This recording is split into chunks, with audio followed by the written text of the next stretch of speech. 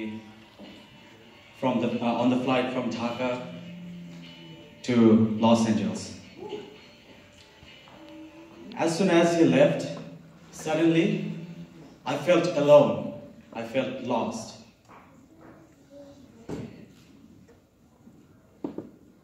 It's a bizarre feeling. If you want to experience it, go to a country, go to a foreign country, all by yourself.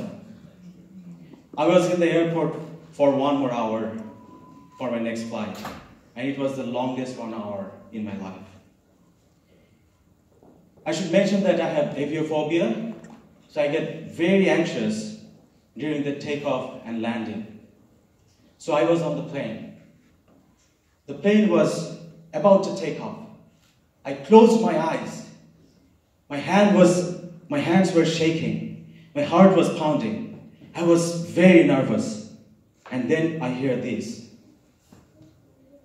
Then I hear that someone is telling, "It will be over soon. You can hold my hands if you want." I opened my eyes and I saw that the lady who was sitting beside me, she was trying to help me to overcome my fear. Her name was Sarah. I'll never forget her name. I had some goals. My primary goal was to finish my graduate studies. But I also wanted to experience the American life. I rented a room in a very beautiful New Orleans house. My landlady, Barbara, she is one of the most kind and loving person I have ever met. Even though I rent just one room, I was allowed to study anywhere in that house. And it happened so many times that she would cut apples for me and she would bring it to me when I was studying. My mom used to do that. She would invite her friends to watch the Sunday footballs. By the way, New Orleans is crazy about their football team, the Saints. Soon enough, I started loving football. That season, Saints won the Super Bowl. And the city went insane. This reminded me of the time when Bangladesh won a championship and was qualified for the World Cup. And I realized that the emotions of the general people in New Orleans is not that much different from the emotions of the general people in Bangladesh. After finishing my graduate studies, I moved to Maryland for my thesis research. And I started doing more outdoor activities like camping, hiking, road trips. It was then when the true natural beauty of the US started to unfold before my eyes. I had fear of height, but I learned how to overcome that. I want to share a story from one of my hikes that I took in Franconia Ridge Loop Trail in White Mountains. According to National Geographic, it is one of the top 10 most beautiful hikes in the whole world. And it is the hardest one that I have ever taken. We were 3 friends, 3 people in our group on that hike.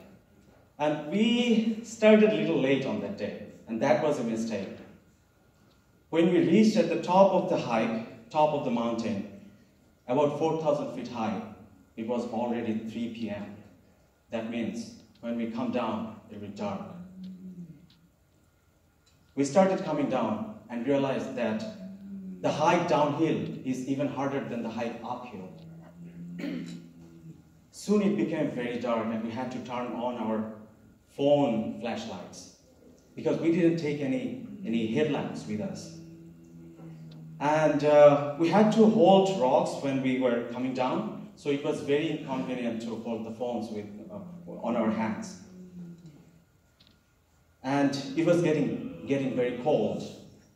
So we were coming down, and we were realizing that if our phones died, then we would be trapped in the mountain forest for that night. and we were very tired from our previous 7 hours of hiking. We were taking short breaks. In one of our breaks, we were sitting on a boulder, very scared. Then we saw someone with a headlamp coming towards us. When that person came very close to us, she was telling, "Guys, you will be able to do it. You only have 2 more hours of hiking."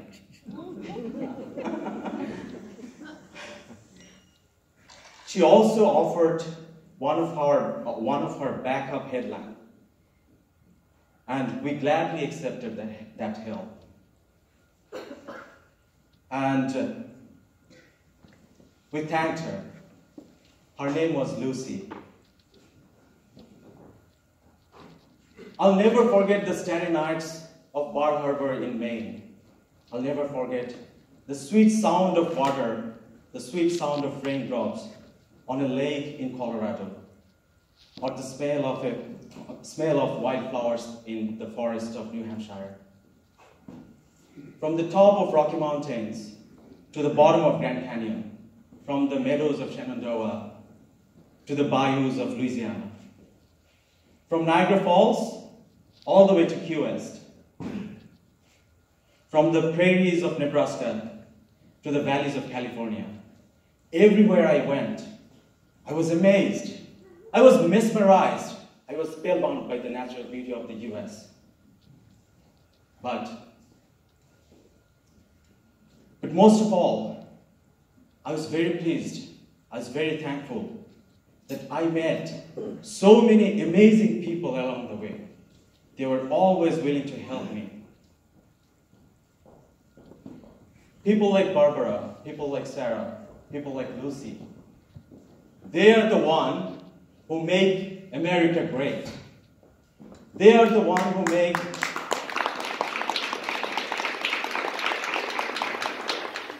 They're the one who make immigrants like us feel the US as their home away from home.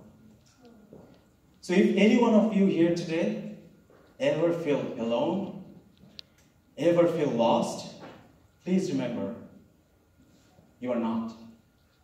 Thank you, everyone. Merry Christmas.